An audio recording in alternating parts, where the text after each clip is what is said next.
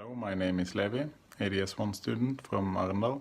Hi, my name is Jule Gomes and I'm studying data science at Norof.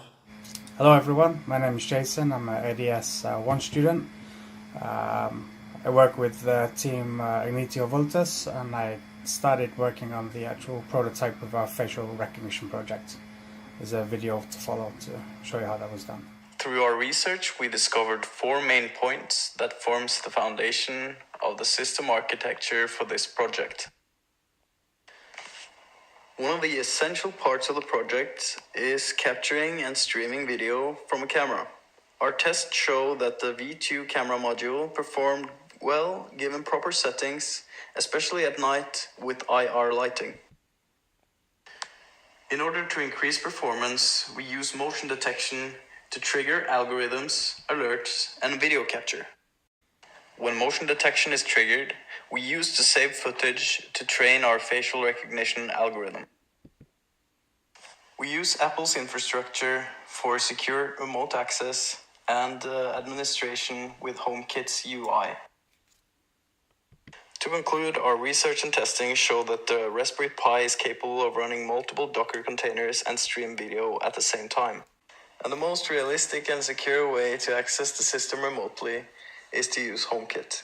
We are using the OpenCV library. It's a widely used library and it contains a collection of image processing algorithms. Here we have the OpenCV overview, and as you can see, it has more than 500 functions.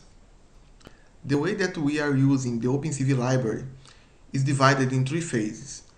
The first one is the data gathering, and in that phase, we are getting the images from the person and saving to the database. The second phase is the training, and here the algorithm is trying to learn how to recognize that person.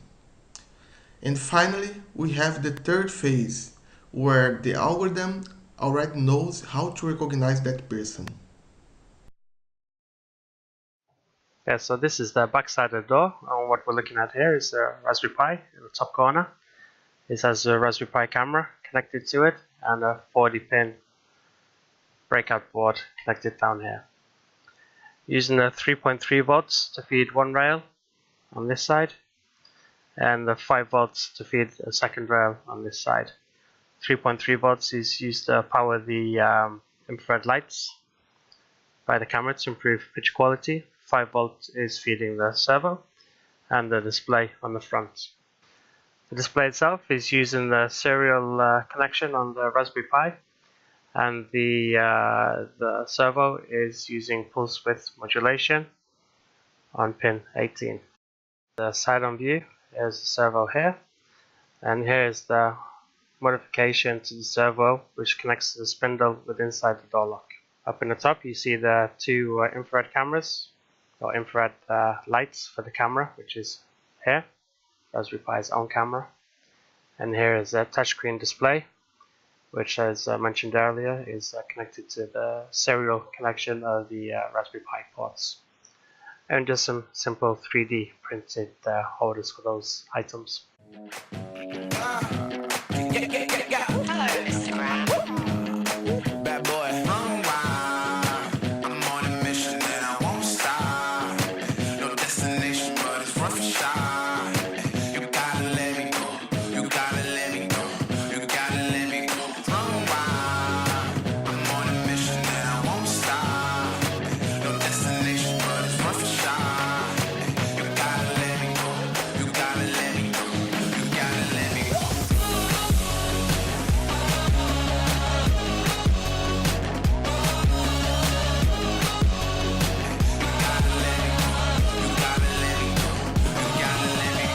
For a war, got my armor gear. Sharpen your sword cause the time is near. Gotta do it big like Bon Iver. I'm a rock star on a chandelier.